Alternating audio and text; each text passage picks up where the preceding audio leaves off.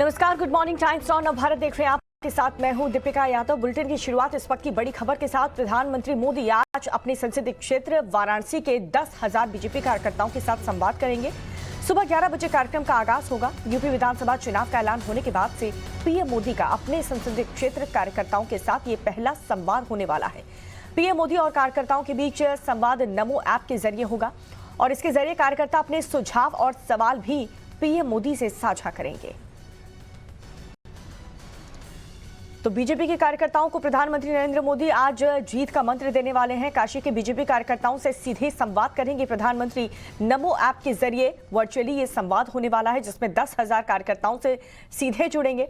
चुनाव के ऐलान के बाद से पहला राजनीतिक कार्यक्रम प्रधानमंत्री नरेंद्र मोदी की तरफ से ये रखा गया है, जिसमें 10,000 कार्यकर्ताओं को शामिल होना है और वर्चुअली संवाद होगा। नमो ऐप के जरिए तकरीबन 10,000 कार्यकर्ता जुड़ेंगे प्रधानमंत्री नरेंद्र मोदी से संवाद करने के लिए। चुनाव ऐलान के बाद से पहला राजनीतिक कार्यक्रम ये होने जा रहा है।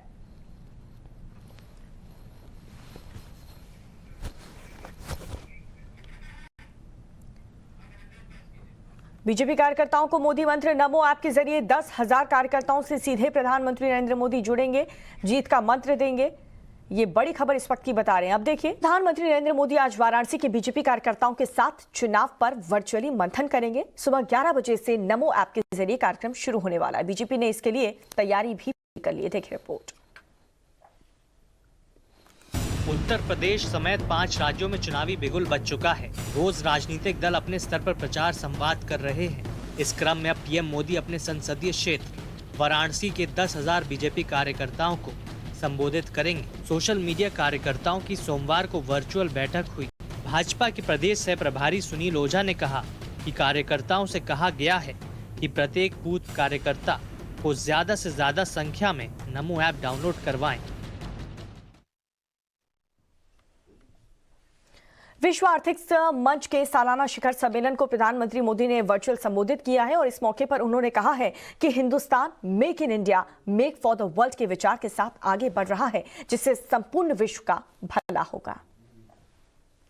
मैं 130 करोड़ भारतीयों की तरफ से विश्व आर्थिक मंच के ऑनलाइन आयोजित 5 दिवसीय दावोस एजेंडा शिखर सम्मेलन के पहले दिन प्रधानमंत्री नरेंद्र मोदी ने विश्व के हालात विषय पर अपना संबोधन दिया।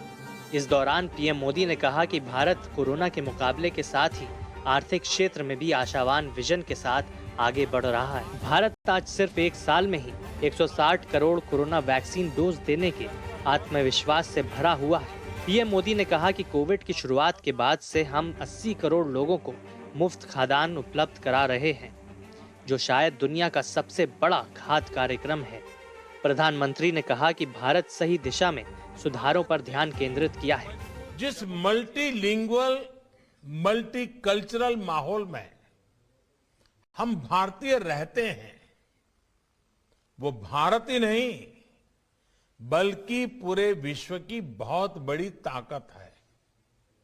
ये ताकत संकट की घड़ी में सिर्फ अपने लिए सोचना नहीं, बल्कि मानवता के हित में काम करना सिखाती है। और यूपी के चुनाव को लेकर के दिल्ली में लगातार दूसरे दिन भी बैठकों का दौर जारी है। Uttar Pradesh BJP core group की बैठक सुबह से दोबारा होगी और इस बैठक तीसरे और चौथे चरण के उम्मीदवारों के नाम पर चर्चा होगी।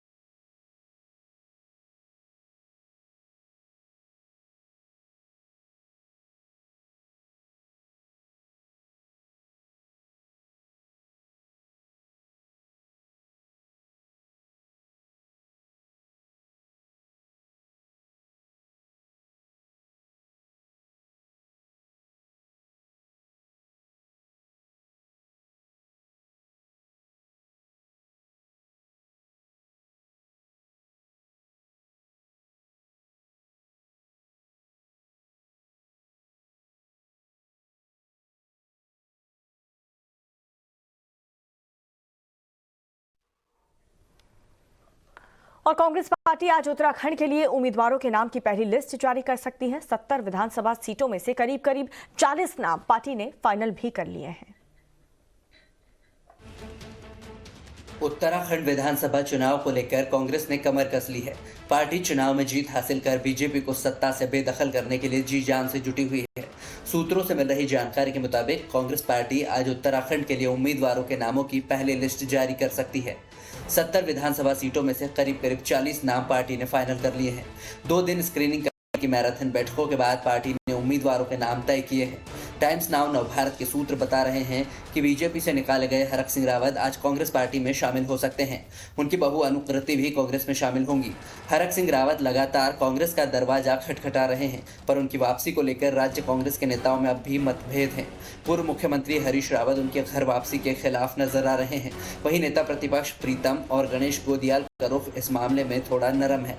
समझा ये भी जा रहा है कि कांग्रेस हाईकमान मामले में अंतिम फैसला ले सकता है।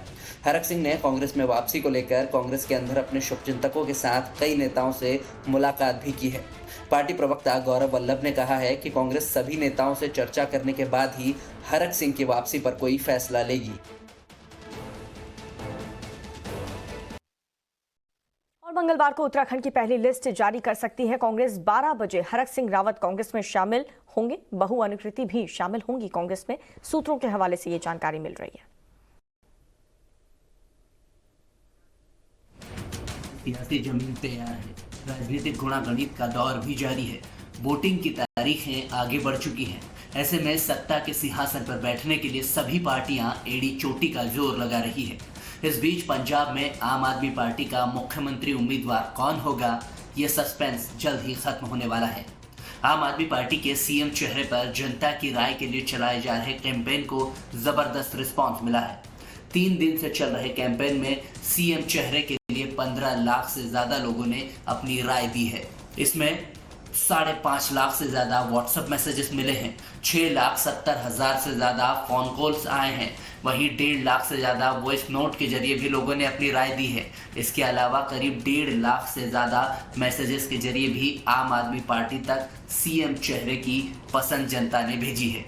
यानी कह सकते हैं कि जनता ने आम आदमी पार्टी की तरफ से पंजाब का सीएम चेहरा चुन ही लिया है। देश में अब इस बात पर चर्चा होने लगी है कि क्या कोरोना संक्रमण की रफ्तार धीमी पड़ गई है। एक्सपर्ट्स की अगर माने तो हिंदुस्तान में 23 जनवरी तक कोरोना पीक पर होगा। देश में पिछले 24 घंटे में कोरोना के 2,58,000 नए संक्रमित मिले हैं। इस दौरान 385 लोगों की मौत हुई है। कुछ राज्यों को छोड़कर बाकी जगहों पर कोरोना के ग्राफ जो है वो ऊपर जा रहे हैं। पिछले 3 दिनों के मुकाबले कोरोना के नए केस में 5% की कमी आई है। फिलहाल देश में पॉजिटिविटी रेट 19.65% है। देश में अगर टेस्टिंग के आंकड़ों पर गौर करें तो पिछले 24 घंटे में 13,13,000 लोगों का कोविड टेस्ट हुआ है। यानी साफ है कि ICMR की नई गाइडलाइंस के बाद कोविड टेस्ट में कमी आई है। आंकड़ों पर नजर डालें तो पिछले 1 हफ्ते के अंदर भारत में कोरोना संक्रमित मरीजों की संख्या में 40% की बढ़ोतरी दर्ज की गई है। देश में एक्टिव मरीजों की तादाद 16 लाख के पार पहुंच चुकी है। IIT कानपुर के सूत्र मॉडल की माने तो जनवरी के आखिरी हफ्ते में देश में कोरोना संक्रमण का पीक होगा। कोरोना के बेकाबू रफ्तार के बीच एक राहत भरी खबर भी आई है। देश में 12 से 18 साल के बच्चों को कोरोना की वैक्सीन देने की drug controller general of India ने मंजूरी दे दी है। मार्च तक वैक्सीनेशन शुरू हो सकता है। और दिल्ली में कोरोना टेस्ट कम होने के साथ ही मामलों में तीसरे दिन भी गिरावट दर्ज की गई है। दिल्ली के हेल्थ मिनिस्टर कह रहे हैं कि दिल्ली में कोरोना का जो पीक है वो अब गुजरने वाला है। दिल्ली में लगातार तीसरे दिन कोरोना के मामलों में गिरावट देखने को मिली है। सोमवार को कोरोना के 12,527 नए मामले सामने आए हैं, जो रविवार के मुकाबले काफी कम है। रविवार को 18,286 मामले सामने आए थे। इसके साथ ही कोरोना टेस्ट में भी लगातार तीसरे दिन कटौती देखने को मिली है। सरकार की ओर से जारी हेल्थ बुलेटिन के मुताबिक रविवार को दिल्ली में 44,762 टेस्ट किए गए, जबकि इससे पहले 65,621 टेस्ट हुए थे और ठीक उससे एक दिन पहले 67,624 टेस्ट किए गए थे। ऐसे में ये लगातार तीसरा दिन है जब टेस्ट में कमी आई है। इससे पहले दिल्ली में करीब 1 लाख टेस्ट रोजाना हो रहे थे। नए कोरोना मरीजों के साथ अब एक्टिव कोरोना मरीजों की संख्या 83,982 हो गई है। इसके साथ ही संक्रमण दर में दिल्ली में 27.99% के आसपास पहुंच गई है। दिल्ली में कोरोना से हुई मौतों के आंकड़ों पर नजर डालें तो पिछले 24 घंटे में 24 लोगों की कोरोना की वजह से मौत हुई है। दिल्ली सरकार के मुताबिक होम आइसोलेशन में इस वक्त 68,275 मरीज हैं, जबकि पिछले 24 घंटे में 18,340 मरीज डिस्चार्ज भी हुए हैं। इसके साथ ही कैंटोनमेंट जोन्स की संख्या भी बढ़कर अब 34,958 हो गई है। दिल्ली के अस्पतालों में भर्ती मरीजों की संख्या पर नजर डालें तो दिल्ली में इस वक्त 2,784 मरीज अस्पतालों में भर्ती हैं, जिनमें 833 मरीज आईसीयू बेड पर भर्ती है, तो वहीं 909 मरीज ऐसे हैं जो ऑक्सीजन बेड या फिर वेंटिलेटर पर भर्ती हैं। मुंबई में पिछले 24 घंटे के भीतर 5,976 नए कोरोना के केस सामने आ चुके हैं, जबकि एक दिन का जो आंकड़ा है वो 12 लोगों की उसमें मौत हो चुकी है।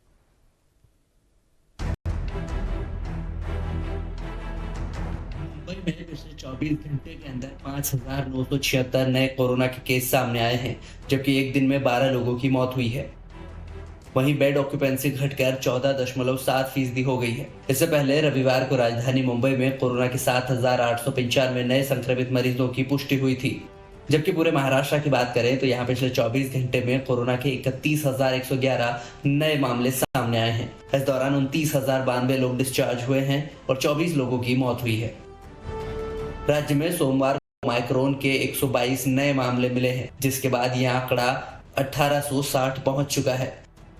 महाराष्ट्र में पिछले कुछ दिनों में कोरोना के मामलों में उतार चढ़ाव देखा गया है। महाराष्ट्र सरकार की माने तो प्रदेशवासियों को कोरोना को लेकर डरने की जरूरत नहीं है, बल्कि सावधानी और सतर्कता बरतने की जरूरत है। सरकार की ओर से दावा किया जा रहा है कि अस्पतालों में बेड और ऑक्सीजन की कोई कमी नहीं है।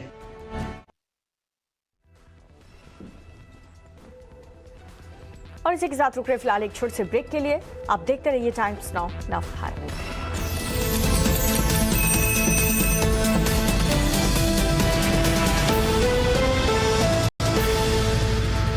बुलेटिन में वक्त है सुपर थर्टी का, जिसमें सबसे पहले आपको दिखाएंगे कोरोना से जुड़ी कुछ बड़ी खबरें। देश में पिछले 24 घंटे में कोरोना के 2,58,000 नए संक्रमित मिले हैं। इस दौरान 385 लोगों की मौत हुई है। कुछ राज्यों को छोड़कर बाकी जगहों पर कोरोना के ग्राफ जो है वो ऊपर जा रहे हैं। पिछले 3 दिनों के मुकाबले कोरोना के नए केस में 5% की कमी आई है। फिलहाल देश में पॉजिटिविटी रेट 19.65% है। देश में अगर टेस्टिंग के आंकड़ों पर गौर करें तो पिछले 24 घंटे में 13,13,000 लोगों का कोविड टेस्ट हुआ है। यानी साफ है कि आईसीएमआर की नई गाइडलाइंस के बाद कोविड टेस्ट में कमी आई है। आंकड़ों पर नजर डालें तो पिछले एक हफ्ते के अंदर भारत में कोरोना संक्रमित मरीजों की संख्या में 40% की बढ़ोतरी दर्ज की गई है। देश में एक्टिव मरीजों की तादाद 16 लाख के पार पहुंच चुकी है। कोरोना के बेकाबू रफ्तार के बीच एक राहत भरी खबर भी आई है। देश में 12 से 18 साल के बच्चों को कोरोना की वैक्सीन देने की drug controller general of India ने मंजूरी दे दी है। दिल्ली में लगातार तीसरे दिन कोरोना के मामलों में गिरावट देखने को मिली है। सोमवार को कोरोना के 12,527 नए मामले सामने आए हैं, जो रविवार के मुकाबले काफी कम है। रविवार को 18,286 मामले सामने आए थे। इसके साथ ही कोरोना टेस्ट में भी लगातार तीसरे दिन कटौती देखने को मिली है। सरकार की ओर से जारी हेल्थ बुलेटिन के मुताबिक रविवार को दिल्ली में 44,762 टेस्ट किए गए, जबकि इससे पहले 65,621 टेस्ट हुए थे। ऐसे में ये लगातार तीसरा दिन है जब टेस्ट में कमी आई है। इससे पहले दिल्ली में करीब 1 लाख टेस्ट रोजाना हो रहे थे। नए कोरोना मरीजों के साथ अब एक्टिव कोरोना मरीजों की संख्या 83,982 हो गई है। इसके साथ ही संक्रमण दर में दिल्ली में 27.99% के आसपास पहुंच गई है। दिल्ली में कोरोना से हुई मौतों के आंकड़ों पर नजर डालें तो पिछले 24 घंटे में 24 लोगों की कोरोना की वजह से मौत हुई है। दिल्ली सरकार के मुताबिक होम आइसोलेशन में इस वक्त 68,275 मरीज हैं।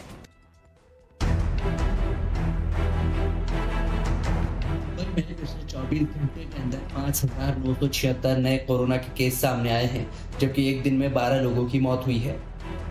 वहीं बेड ऑक्यूपेंसी घटकर 14.7% हो गई है। इससे पहले रविवार को राजधानी मुंबई में कोरोना के 7,895 नए संक्रमित मरीजों की पुष्टि हुई थी, जबकि पूरे महाराष्ट्र की बात करें तो यहाँ पिछले 24 घंटे में कोरोना के 31,111 नए मामले सामने आए हैं। वैक्सीनेशन की रफ्तार तेजी से बढ़ती जा रही है। इस बीच 12 से 14 साल के बच्चों को भी वैक्सीनेट करने की तैयारी शुरू हो गई है। केंद्र सरकार के कोविड-19 वर्किंग ग्रुप के अध्यक्ष डॉक्टर N.K. अरोड़ा ने ऐलान किया है कि भारत में 12 से लेकर 14 साल के बच्चों का टीकाकरण मार्च में शुरू हो सकता है। उन्होंने ये भी कहा कि तब तक 15 से 18 साल के किशोरों का टीकाकरण पूरा होने की उम्मीद है। ऐसे में अगले चरण में बच्चों को टीका लगाए जाने की पूरी उम्मीद है। जम्मू कश्मीर के पुलवामा में कोविड टेस्टिंग की पहली लैब खोली गई है। इससे आम लोगों को काफी फायदा होगा। पहले हमें टेस्ट श्रीनगर भेजना पड़ता था और 1-2 दिन इंतजार भी करना पड़ता था। कोविड लैब के साथ एक 100 बेड का अस्पताल भी पुलवामा में तैयार किया गया है। कोरोना के इस दौर में जहां नए केस बढ़ रहे हैं, ऐसे में लोगों को संक्रमण की जांच करने के लिए खुली इस लैब की पुलवामा जिले के स्वास्थ्य विभाग के प्रवक्ता डॉक्टर मोहम्मद रफीक ने तारीफ की है। और अब खबर राजनीति के गलियारों से। उत्तर प्रदेश समेत 5 राज्यों में चुनावी बिगुल बज चुका है। रोज राजनीतिक दल अपने स्तर पर प्रचार संवाद कर रहे हैं। इस क्रम में अब पीएम मोदी अपने संसदीय क्षेत्र वाराणसी के 10,000 बीजेपी कार्यकर्ताओं को संबोधित करेंगे। सोशल मीडिया कार्यकर्ताओं की सोमवार को वर्चुअल बैठक हुई। भाजपा के प्रदेश सह प्रभारी सुनील ओझा ने कहा कि कार्यकर्ताओं से कहा गया है कि प्रत्येक बूथ कार्यकर्ता को ज्यादा से ज्यादा संख्या में नमो ऐप डाउनलोड करवाएं। यूपी विधानसभा चुनाव को लेकर दिल्ली में बीजेपी का मंथन जारी है। दिल्ली यूपी बीजेपी की कोर कमेटी की बैठक हो रही है, जिसमें राज्य के बाकी बचे उम्मीदवारों पर चर्चा हो रही है। गठबंधन में सीट शेयरिंग भी फाइनल मुहर लगाने की तैयारी है। इस बैठक में अमित शाह, जेपी नड्डा के अलावा यूपी बीजेपी के दिग्गज नेता शामिल हैं। जानकारी के मुताबिक संजय निषाद और अनुप्रिया पटेल के साथ भी बैठक हो सकती है। दोनों दलों के साथ गठबंधन की सीट शेयरिंग पर बात होगी। सियासी जमीन तैयार है। राजनीतिक गुणागणित का दौर भी जारी है। वोटिंग की तारीखें आगे बढ़ चुकी हैं। ऐसे में सत्ता के सिंहासन पर बैठने के लिए सभी पार्टियां एड़ी चोटी का जोर लगा रही है। इस बीच पंजाब में आम आदमी पार्टी का मुख्यमंत्री उम्मीदवार कौन होगा, ये सस्पेंस जल्द ही खत्म होने वाला है। आम आदमी पार्टी के सीएम चेहरे पर जनता की राय के लिए चलाए जा रहे कैंपेन को जबरदस्त रिस्पांस मिला है। उत्तराखंड विधानसभा चुनाव को लेकर कांग्रेस ने कमर कस ली है। पार्टी चुनाव में जीत हासिल कर बीजेपी को सत्ता से बेदखल करने के लिए जी जान से जुटी हुई है। सूत्रों से मिल रही जानकारी के मुताबिक कांग्रेस पार्टी आज उत्तराखंड के लिए उम्मीदवारों के नामों की पहली लिस्ट जारी कर सकती है। 70 विधानसभा सीटों में से करीब 40 नाम पार्टी ने फाइनल कर लिए हैं। 2 दिन स्क्रीनिंग कमेटी की मैराथन बैठकों के बाद पार्टी ने उम्मीदवारों के नाम तय किए हैं। टाइम्स नाउ नवभारत के सूत्र बता रहे हैं कि बीजेपी से निकाले गए हरक सिंह रावत आज कांग्रेस पार्टी में शामिल हो सकते हैं। और चलिए अब बात कर लेते हैं उत्तर प्रदेश के चुनावी युद्ध की। उत्तर प्रदेश के चुनावी संग्राम में काशी और अयोध्या को बीजेपी ने अपना अहम एजेंडा बनाया है।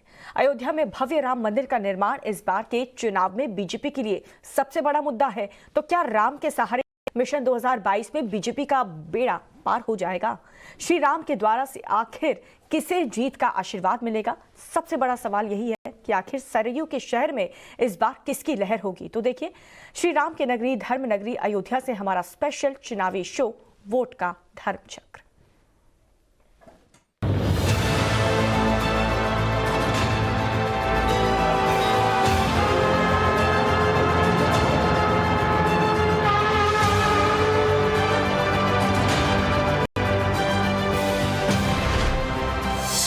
वशिष्ठ कुल पूज्य हमारे, इन्हीं कृपा दनुज रन मारे। लंका में विजय प्राप्त करने के बाद भगवान श्री राम जब अपनी नगरी अयोध्या पहुंचे तो अयोध्या में जमकर उन्होंने अपनी नगरी की तारीफ की। वोट के धर्मचक्र में टाइम्स नाउ नवभारत की टीम आ पहुंची है अयोध्या। नमस्कार, मैं हूं रविकांत राय और आप देख रहे हैं टाइम्स नाउ नवभारत। अगले आधे घंटे तक आप हमारे साथ बने रहिए। हम आपको बताएंगे कि अयोध्या क्या सोचती है और सुप्रीम कोर्ट के फैसले के बाद यहाँ क्या कुछ बदल गया है। इस बार के विधानसभा चुनाव में कौन से मुद्दे अहम रहने वाले हैं। अयोध्या की हर तस्वीर से हम आपको रूबरू कराएंगे, हर वो तस्वीर आपको दिखाएंगे जिसे आप देखना चाहते हैं।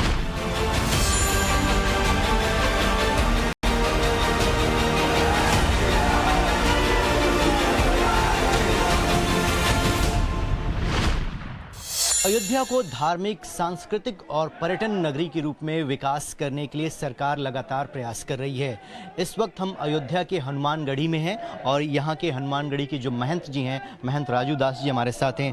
महंत जी, मेरा पहला सवाल ये है कि अयोध्या में लंबे समय के बाद जो पूरा विवाद चल रहा था वो सुप्रीम कोर्ट के फैसले के बाद अब सेटल हो गया है। भव्य राम मंदिर का निर्माण हो रहा है। अयोध्या की जनता और संत समाज इस बार के चुनाव को कैसे देख रहा है? पहले तो आपके चैनल के माध्यम से पूरे देश को ढेर सारी मंगल कामना, ढेर सारा आशीर्वाद।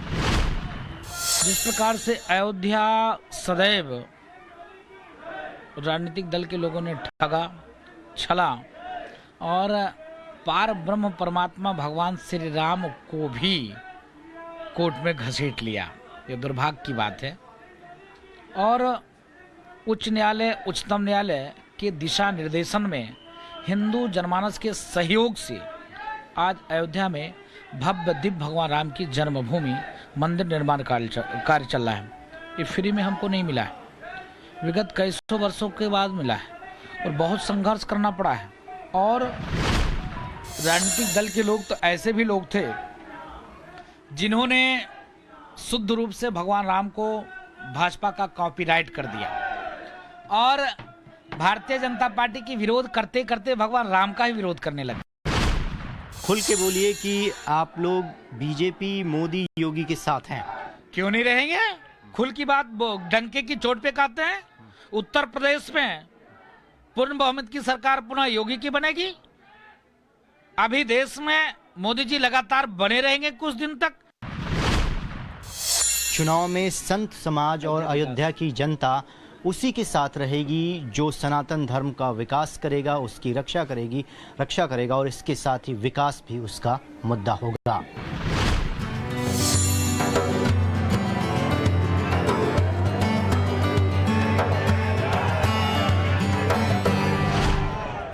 हम अयोध्या में मौजूद हैं और अयोध्या को भगवान श्री राम की नगरी कहा जाता है, लेकिन अयोध्या में एक और मंदिर है भगवान हनुमान का, जिसे हनुमानगढ़ी के नाम से जाना जाता है। इस वक्त हम हनुमानगढ़ी के मंदिर के अंदर मौजूद हैं और कहा यह जाता है कि भगवान राम जब लंका पर विजय प्राप्त करने के बाद अयोध्या वापस आए तो हनुमान जी को रहने के लिए यही स्थान दिया था और इसी स्थान का नाम हनुमानगढ़ी है।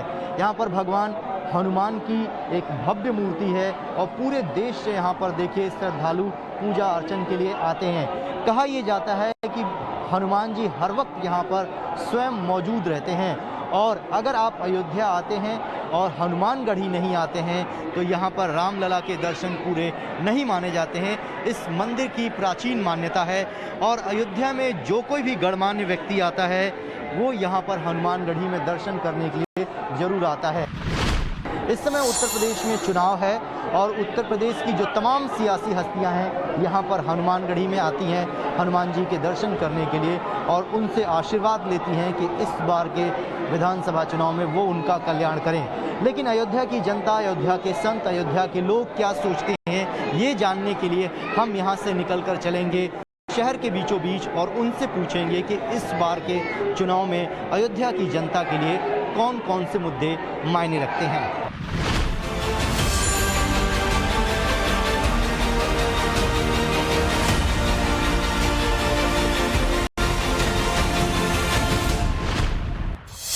अयोध्या भगवान श्री राम की नगरी है और सुप्रीम कोर्ट के आदेश के बाद अयोध्या में भव्य राम मंदिर का निर्माण किया जा रहा है। लेकिन इससे पहले बहुत लंबी कानूनी लड़ाई लड़ी गई। कार सेवक यहाँ पर आए, हिंदू धर्म के लोगों ने हाई कोर्ट से लेकर सुप्रीम कोर्ट तक का रुख किया और उसके बाद सुप्रीम कोर्ट ने ये आदेश दिया कि अयोध्या में भव्य राम मंदिर का निर्माण किया जाए।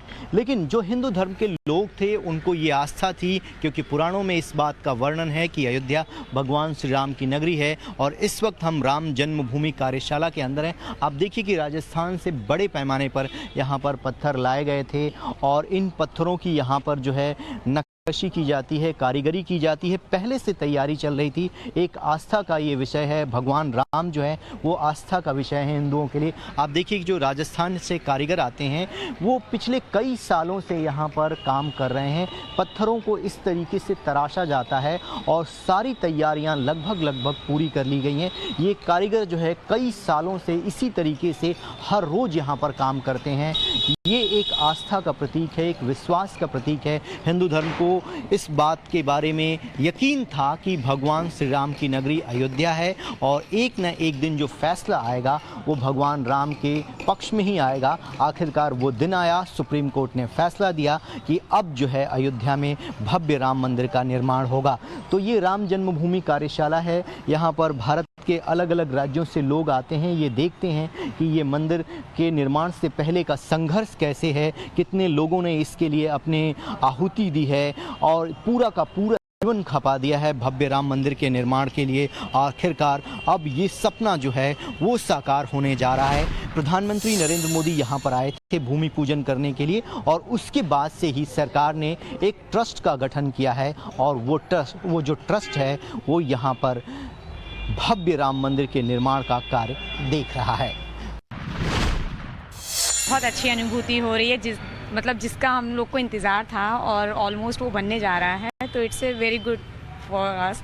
बहुत ही अच्छा लग रहा है और चूँकि हम यहाँ पे ये देख रहे हैं कितना स्ट्रगल कर रहे हैं हर एक चीज़, तो जब ये कंप्लीट बन के तैयार होगा तो बहुत ही अच्छा देखने में लगेगा।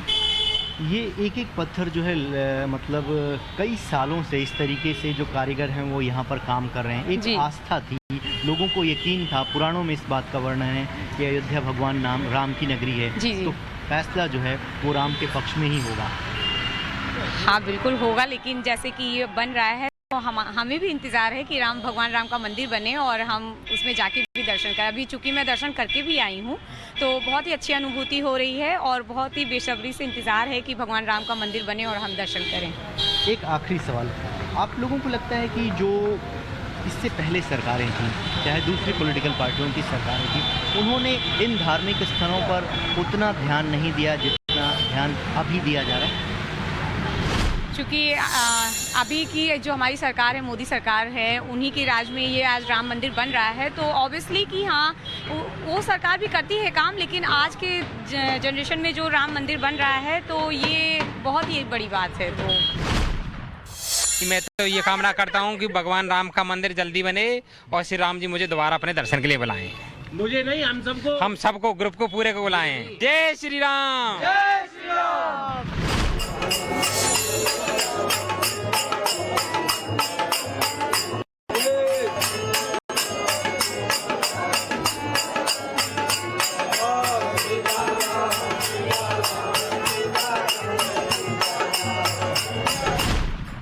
भगवान राम का भव्य मंदिर बन रहा है सुप्रीम कोर्ट के आदेश के बाद, और कुछ ही दिनों बाद उत्तर प्रदेश में विधानसभा के चुनाव भी हैं। ऐसे में संत समाज अयोध्या के विकास, राम मंदिर के निर्माण को लेकर क्या कुछ सोच रहा है। महंत कमल नारायण दास जी हमारे साथ हैं। महंत जी, मैं आपसे ये जानना चाहता हूँ कि इस बार संत समाज चुनाव में क्या सोचता है, क्या मुद्दे हैं, क्या धर्म भी एक मुद्दा है इस बार के चुनाव में? जहाँ धर्म होता है वहीं जय होता है। धर्म ही सब कुछ है। अयोध्या का हर संत राष्ट्रवादी है, राष्ट्र को मानता है। राष्ट्र है तो सब कुछ है। हमारी अस्मिता, हमारे मठ मंदिर हैं। राष्ट्र नहीं तो कुछ नहीं है। इसलिए राष्ट्र की बात सोचते हुए हमें आगे उन्हीं को बढ़ाना है जिसे राष्ट्र की से ज़रूरत है, राष्ट्र की जिसकी आवश्यकता है। हर संत हमारा यही सोच रहा है। सब प्रकार से अयोध्या का विकास हो रहा है। भव्य राम जी का मंदिर बन रहा है और राम जी का मंदिर बनेगा। राम जी के मंदिर के साथ साथ देश भी अखंड होगा, राम राज्य की स्थापना होगी।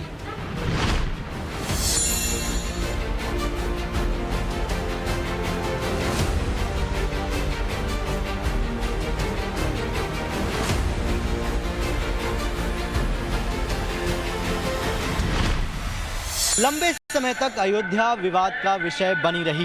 यहाँ पर तमाम जो विपक्ष के नेता थे वो आने से कतराते थे, क्योंकि उन पर धार्मिक रूप से कट्टर होने का ये आरोप लगता था। लेकिन 2017 के बाद हमने देखा कि योगी आदित्यनाथ लगातार अयोध्या आते रहे और अयोध्या के बारे में जो लोगों की सोच है वो बदल गई। इस वक्त हम राम की पैड़ी पर हैं। यहाँ की तस्वीरें देखिए, यहाँ की जो घाट हैं वो पहले की तुलना में बहुत ज़्यादा साफ हो गए हैं। ये सरयू का किनारा है और आपको वो तस्वीरें याद होंगी दीपोत्सव की, जब यहाँ पर 1 लाख दिए जलाए गए थे और खुद मुख्यमंत्री उस कार्यक्रम में हिस्सा लेने के लिए आए थे और भव्य अयोध्या का वो स्वरूप पूरी दुनिया ने देखा। तो ये एक सोच थी कि यहाँ पर आने से नेता कतराते थे, लेकिन मौजूदा सरकार में अयोध्या के अंदर जो विकास हुआ है वो साफ तौर पर देखा जा सकता है।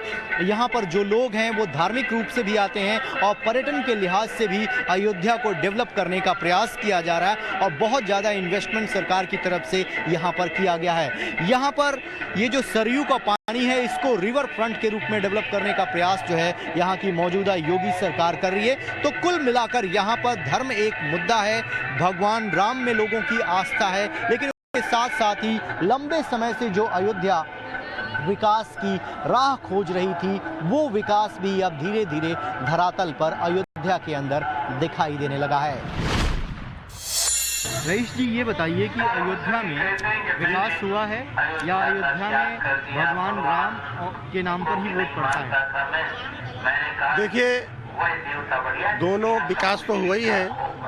अब तो इस समय राम मंदिर के से भी जो है वोट दिया जाएगा और विकास के नाम पे भी। देखिए, चुनाव मंदिर तो बन ही रहा है और यहाँ की पब्लिक यही चाहती है। मंदिर के साथ साथ जो इसका विकास है जो बाधित है अभी 5 सालों से, ऐसा सरकार ये कह रही थी ये विकास होगा वो विकास होगा, तो विकास वो कर भी रही है लेकिन वो सब बाधित है। हम लोगों को क्या चाहिए? सुविधा चाहिए और हम लोगों को कोई मतलब है सरकार से। तो इस समय यहाँ जनमानस बड़े असुविधा में है। किसी का 60 फीट अंदर जा रहा है, 100 फीट अंदर जा रहा है, उसका जीवन यापन सैकड़ों वर्षों से चला आ रहा है, वो ख़त्म हो रहा है। तो यही सब कुछ समस्याएं हैं। बाकी मतलब अयोध्या का जो डेवलपमेंट हो रहा है, जिसमें ज़मीनें एक्वायर की गई हैं, किसी के मकान को तोड़ना होगा, किसी के दुकान को, इस तरह के बुनियादी दिक्कतें आप लोगों को। देखिए, जब कोई नया विकास होता है तो ये तो होता ही है, लेकिन अब उसके लिए सही सुझाव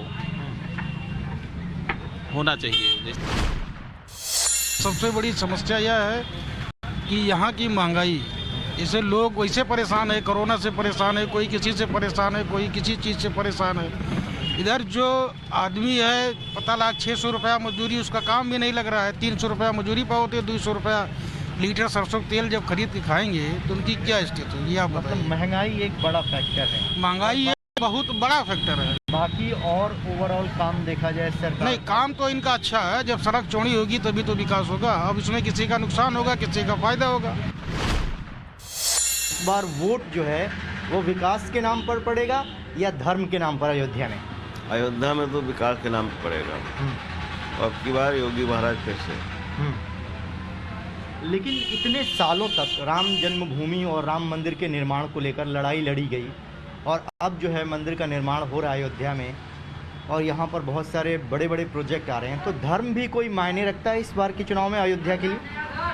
धर्म काफ़ी मायने रखता है, क्यों नहीं मायने रखता। उसके बाद विकास भी, अगर राम मंदिर बनेगा तो विकास भी होगा अयोध्या का और काफ़ी यहाँ पे पर्यटक भी बढ़ेंगे।